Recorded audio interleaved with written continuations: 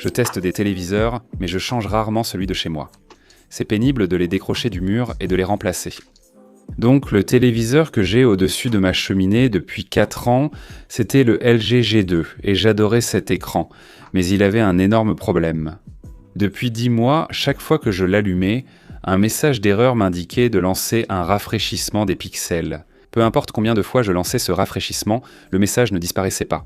Mais je l'aimais tellement que je ne l'ai pas remplacé. Cependant, le seul reproche que je lui faisais, c'était la luminosité. J'ai toujours souhaité qu'un téléviseur puisse être plus lumineux. Et alors que je testais tous ces téléviseurs mini LED qui sont d'une luminosité à t'arracher les yeux, il y avait une chose qui m'empêchait de changer mon téléviseur à la maison, et c'était l'effet de halo.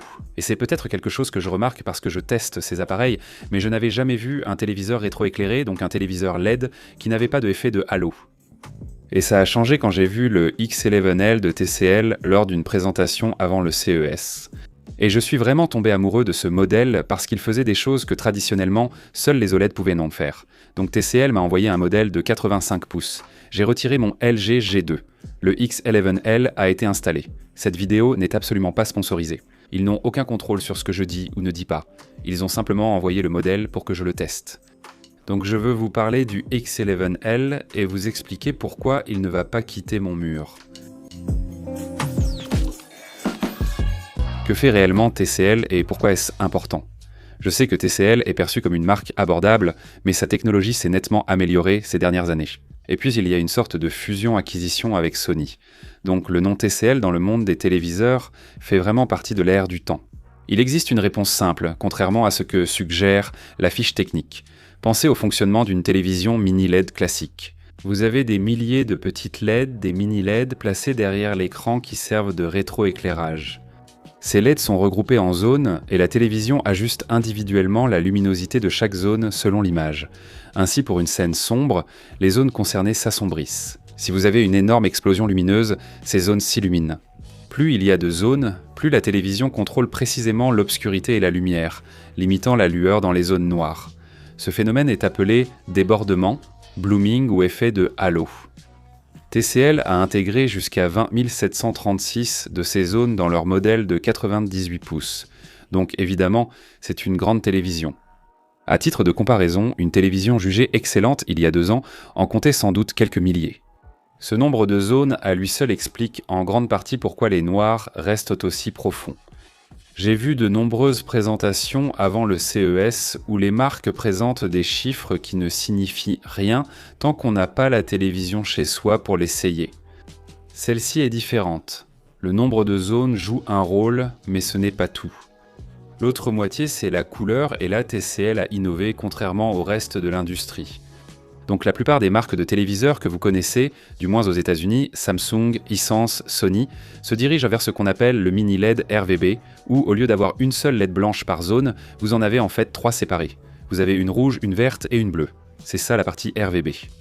L'idée est de créer une couleur pure directement depuis la source lumineuse. Et elle fonctionne super bien. Mais le problème, c'est que ces 3 LED colorées sont placées les unes à côté des autres et elles ont tendance à se mélanger sur les bords. Donc vous obtenez de la couleur là où vous n'en voulez pas. C'est comme une légère teinte colorée qui s'infiltre dans des zones qui devraient simplement rester neutres. Vous avez peut-être entendu ce terme, la diaphonie des couleurs. C'est subtil, mais cela devient plus difficile à contrôler à mesure que vous augmentez la luminosité du téléviseur.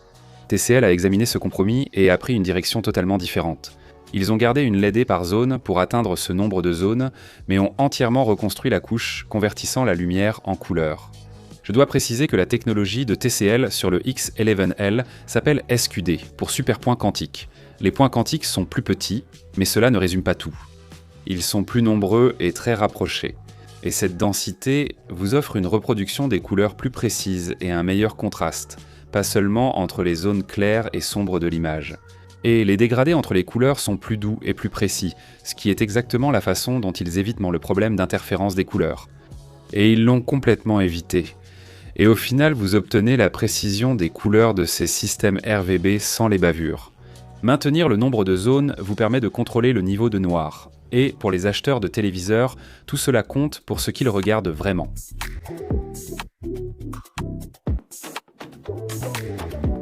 Très bien, je voulais passer en revue tout ça, mais voici ce que ça donne une fois accroché à mon mur.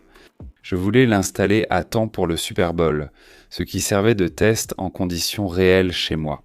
Match de l'après-midi, soleil à travers les fenêtres, comme d'habitude. Mon G2 me pousserait à fermer quelques volets. Le X11L s'en fichait complètement. Peu importe ce qui se passait dans la pièce. La dalle a fait un travail incroyable. C'est toujours brillant et il y a clairement des reflets si on les cherche. Mais la télé émet tellement de lumière qu'elle a simplement surpassé ses reflets. En toutes mes années à tester des écrans, c'est la télé la plus lumineuse que j'ai vue. Le soleil ne gênait plus, non pas parce qu'il était bloqué, mais simplement parce que la télé était plus lumineuse. Alors après le match, j'ai voulu la pousser un peu plus loin.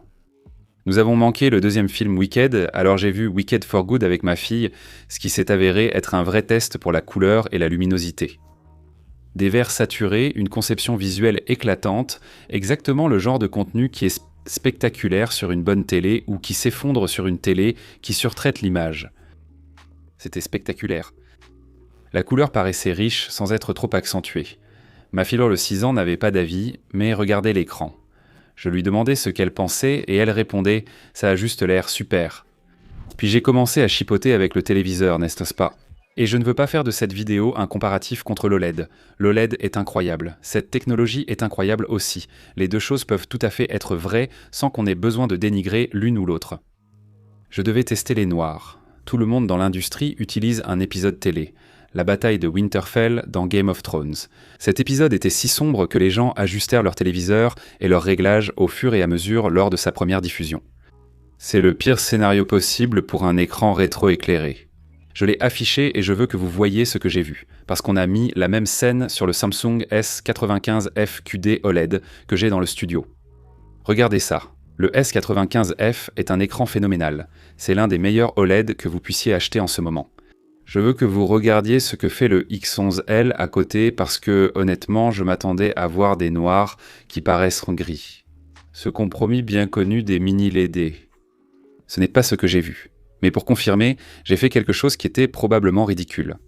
J'ai pris mon iPad OLED, j'ai affiché un écran complètement noir sur les deux, donc pixels éteints sur l'OLED, et je l'ai placé juste à côté du TCL.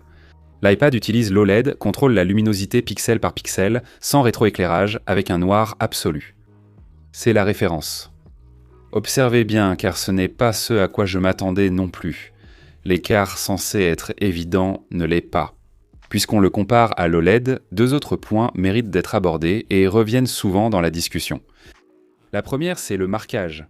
Les OLED modernes se sont nettement améliorés et la plupart des gens ne la remarqueront jamais. Mais si vous regardez beaucoup de sport, avec un score affiché en permanence dans un coin pendant 3 heures, ou si vous mettez souvent sur pause, ou peut-être si vous jouez à un jeu avec un HUD constant, c'est quelque chose à prendre en compte. La dalle du X11L ne contient rien d'organique, donc le marquage ne posera jamais problème. Le deuxième, c'est l'ABL. Cela signifie limitation automatique de la luminosité. Les dalles OLED réduisent la luminosité de l'image quand une grande partie de l'écran est lumineuse pour se protéger. Vous ne le remarquez pas forcément, mais c'est le cas. Une grosse explosion blanche à l'écran, toute l'image s'assombrit légèrement pour compenser. Le X11L n'a aucune raison de faire ça.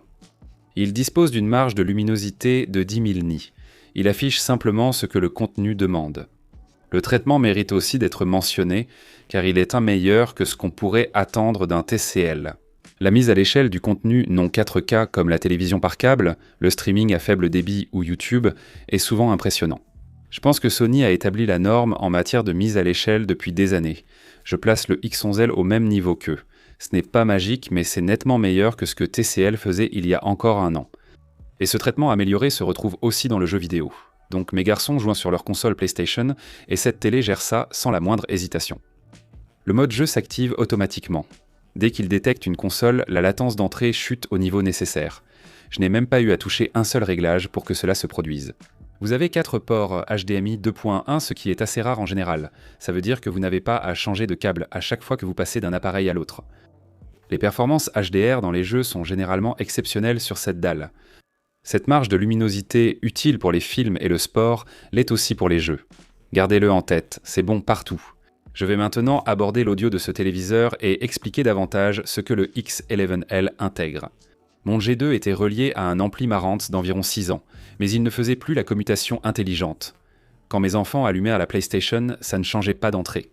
Ils devaient aller jusqu'à l'ampli et tourner les boutons, et ils ont déréglé tous mes paramètres. Sony m'a envoyé leur modèle milieu de gamme STR AN1000, qui a tout réglé. Il changeait de source comme il fallait, et tout sonnait encore mieux. En fait, je devrais probablement remplacer mes vieux haut-parleurs encastrés au plafond juste pour pouvoir dire que n'importe quelle Smart TV et n'importe quel ampli devraient bien fonctionner ensemble. Mais comme je vous montre ma maison, le AN1000 est ce que j'ai.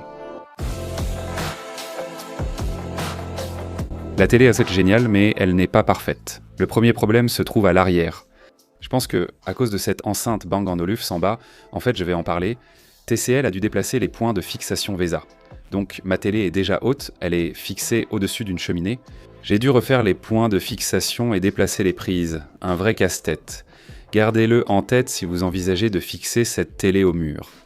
Une fois fixée au mur, vous ne serez pas toujours en face. Sa vision hors axe est meilleure que celle de la plupart des mini-LED testés, mais reste inférieure à l'OLED. Depuis le canapé, on n'y pense pas, mais en vous déplaçant sur le côté, vous le verrez. Si le canapé essaie bien face à l'écran, tout ira bien. Si votre pièce ressemble à la mienne, ou si des gens regardent l'écran depuis des angles inhabituels, cela se voit. Là aussi, la calibration prend un certain temps. Je dis ça en tant que personne qui a testé assez de téléviseurs Sony pour savoir à quoi ressemble la précision d'usine. Vous sortez ce truc de la boîte, vous l'allumez, et c'est à peu près prêt. Ces réglages par défaut sont très agressifs. Il faut les ajuster pour voir le vrai potentiel de la dalle. Cela en vaut vraiment la peine.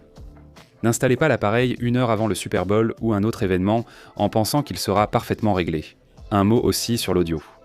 Il y a une sorte de grande barre de son intégré en bas du téléviseur. Ils ont collaboré avec Bang et Olufsen, ce qui est super si vous en avez besoin. Si vous utilisez un système de son surround comme celui que j'ai installé, cela prend simplement autant de place au mur. Pour quelqu'un dont la télévision est au-dessus d'une cheminée, cet espace est important car il modifie vraiment la position de visionnage. La configuration et le réglage des haut-parleurs fonctionnent très bien sans équipement externe. Au final, j'ai de nouveau plaisir à m'installer devant cette télé, ce qui ne m'était pas arrivé depuis longtemps. Ce qui m'amène au prix. Un peu moins de 8 000 $ pour un modèle de 85 pouces, et j'y ai beaucoup réfléchi. Mon instinct, c'est toujours de dire aux gens d'attendre, de laisser le prix baisser, de laisser les problèmes se régler. Et je ne pense pas que cet instinct soit mauvais ici non plus. Le prix du modèle phare de TCL a beaucoup baissé ces dernières années, et la technologie SQD arrivera sur des modèles moins chers plus tard cette année. La patience sera sans doute récompensée. Voici mon avis après avoir passé du temps avec ce téléviseur accroché au mur. Si vous cherchez déjà une télévision haut de gamme et que vous hésitez entre celle-ci et un OLED haut de gamme, la X11L a de vrais arguments à faire valoir à ce prix. Donc il y a beaucoup de très bonnes télévisions. Et si vous dépensez 6, 7, 8, 9 000 $ pour un téléviseur, vous cherchez à obtenir ce qu'il y a de mieux. Et pour être honnête, TCL n'a pas vraiment été considéré pour ce niveau de prix haut de gamme, donc je comprends la perception que les gens peuvent avoir. Mais je dirais que si vous avez l'occasion de voir ce téléviseur en personne, de le comparer à un OLED haut de gamme, je pense que vous serez surpris. L'OLED est incroyable. Si vous voulez l'OLED et ses noirs parfaits, grâce aux pixels éteints, de nombreuses options incroyables existent. Mais si vous voulez quelque chose qui semble tout faire, eh bien j'ai été époustouflé par le X11L. Et j'imagine que si je cachais le logo et que je disais simplement « Regardez cette télé incroyable », je pense que beaucoup de gens supposeraient que c'est simplement de l'OLED. Tout rend bien sur ce modèle. Je pourrais lui reprocher son installation compliquée, mais c'est à faire une seule fois, ensuite on n'y pense plus. Je considère ça comme une victoire. Ce n'est pas parfait, mais c'est vraiment, vraiment proche. Et c'est probablement l'un des téléviseurs les plus aboutis que j'ai jamais testé. Si vous cherchez une télévision haut de gamme, peu importe la technologie qu'elle utilise, regardez au moins la X11L. Si vous lui laissez une vraie chance, vous pourriez trouver votre prochain modèle.